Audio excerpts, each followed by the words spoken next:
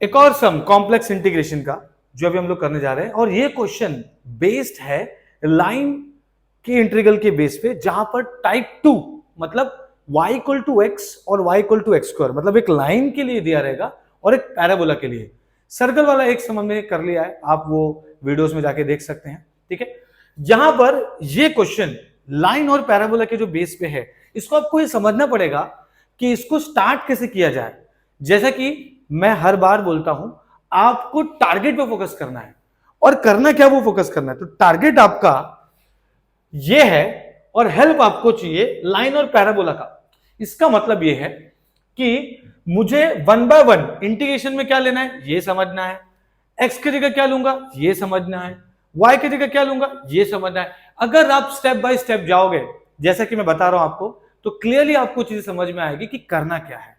ठीक है, तो यहां पर मैं लिख रहा हूं सबसे पहले y इक्वल टू एक्स के लिए। ठीक है, पार्ट 1 के लिए सॉल्व करेंगे हम लोग, क्योंकि ये क्वेश्चन 6 मार्क के लिए आता है। y इक्वल टू एक्स का मतलब होता है, अगर मैं इसका डेरिवेटिव करूं तो dy is equal to dx हो जाएगा। सर आप डेरिवेटिव कर क्यों रहे हैं? क्योंकि हमें चाहिए dz। ठीक है, मेरे पास x के जगह पे मैं लिख लूंगा, x को x रखूंगा, y के जगह पे मैं x लिख दूंगा। अब dz का क्या होगा? तो देखो लिखूंगा, सबसे पहले z होता है x प्लस आई वाई, तो इसका dz क्या हो जाएगा? dz हो जाएगा dx प्लस आई dy।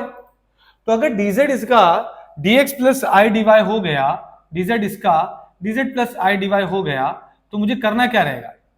मुझे करना रहेगा सिर्फ और सिर्फ इसका रिप्लेसमेंट, क्योंकि देखो dy is equal to dx हो गया, तो मैं क्या करूंगा, ये हो जाएगा dz is equal to dx plus i dx, और dz हो जाएगा 1 प्लस आई ब्रैकेट dx।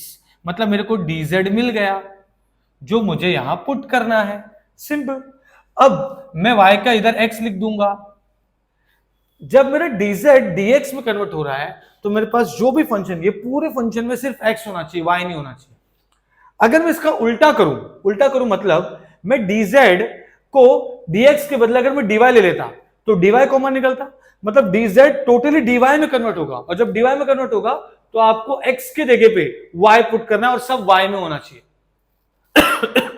तो dz डिसाइड करता है कि आप कर किस में रहे हो और आप लो क्या रहे हो, कि आपको x is equal to y है, y इक्वल टू एक्स, आपको रिप्लेस क्या कर रहे हो, उस हिसाब से हम लोगों को इवेल्युएट वाले पार्ट को चेंज करना है। अगर x में कर रहे हो तो सब x में कर दो, y में कर रहे हो तो सब y में कर दो।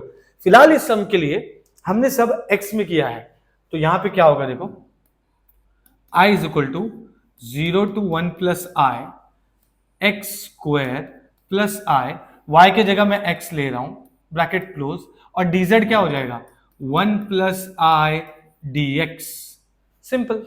ओके, 1 प्लस आई कॉन्स्टेंट है, मुझे बाकी का इंटीग्रेट करना है। लेकिन जैसे मैं यहां पे देखता हूं ये dx हो गया है, अगर ये dx हो गया है इसका मतलब लिमिट भी सिर्फ x का होना चाहिए। तो अगर आप ध्यान से देखेंगे तो ये 0 प्लस आई 0 है, और ये 1 प्लस आई है।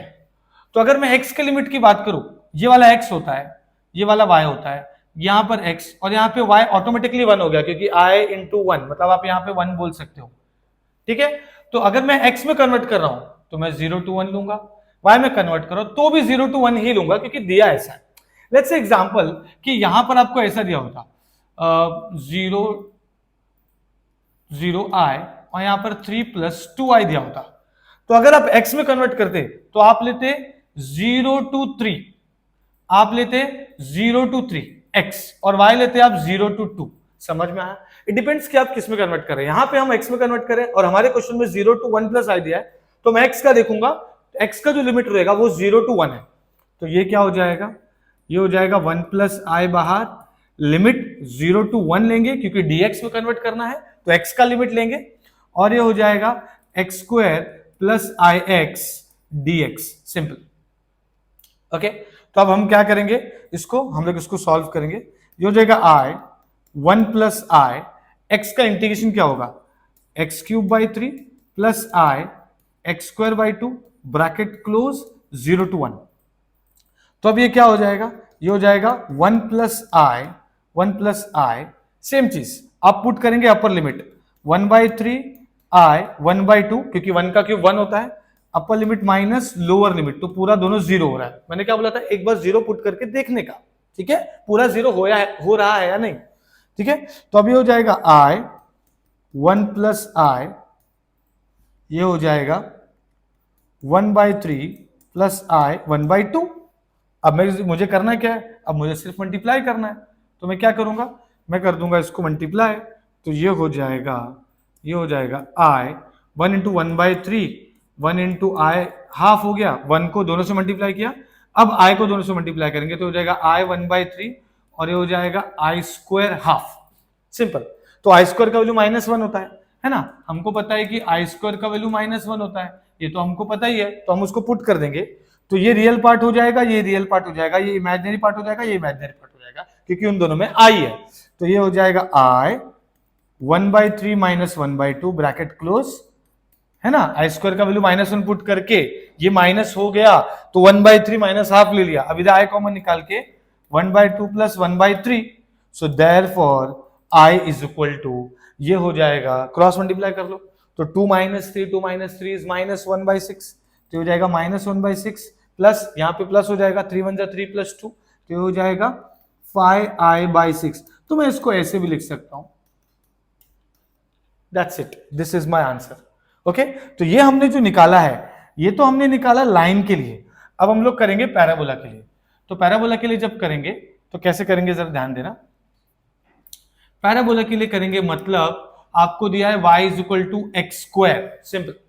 अब मुझे y = x² दिया, इसका मतलब करना है क्या, y = x² का मतलब मैं भी इसको वैसे डिफरेंशिएट करके रखूंगा, क्योंकि मुझे z x + iy दिया है, तो dz होता है dx + i dy, जैसा हमने अभी टाइप 1 में किया, मतलब जो लाइन वाला किया, अभी पैराबोला वाला कर रहे हैं, तो वैसे ही करना है आपको dz है ना, आपको dx + i dy हो गया। अब मुझे इसको डिफरेंशिएट करना है, जो कंडीशन आपको दिया है पैराबोला, जो भी पैराबोला दिया रहेगा, x² = y, y² = x, यहां पर फिलहाल y = x² दिया है, तो मैं क्या करूंगा, डिफरेंशिएट करूंगा, ये हो जाएगा 2x dx, मतलब मैं dy के जगह पे, यहां पर 2x dx लिख सकता हूं, तो ये क्या हो जाएगा,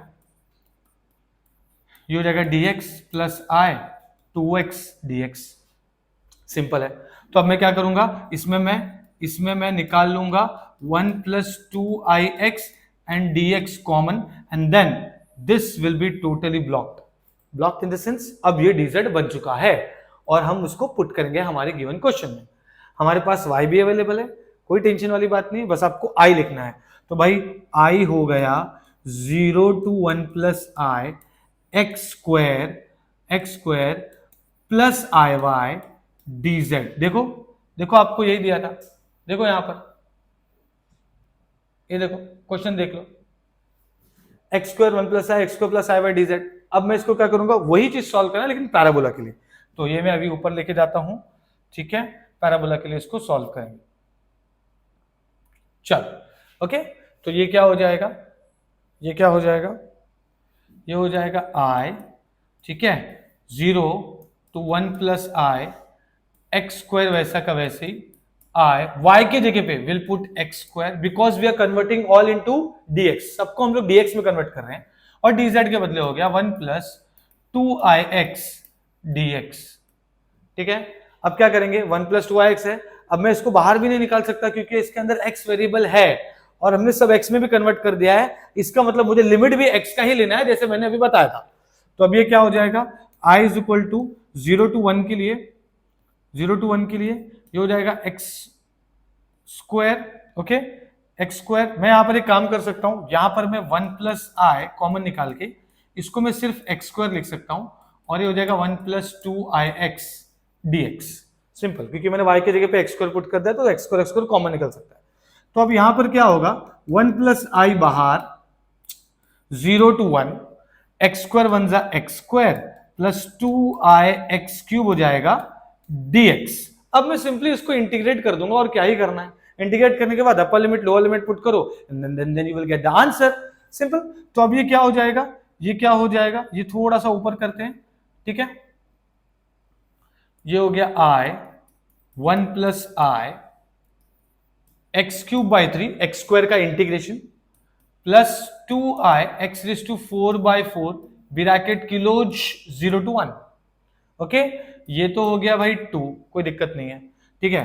तो ये upper limit minus lower limit भी पुट कर लेते हैं, तो ये हो जाएगा 1/3 प्लस आई 1/2, upper limit minus lower limit दोनों भी हो जाएगा 0, और ये ब्रैकेट क्लोज, क्योंकि अपर लिमिट मैंने 1 पुट किया एक में x बार, एक बार 0 पुट किया।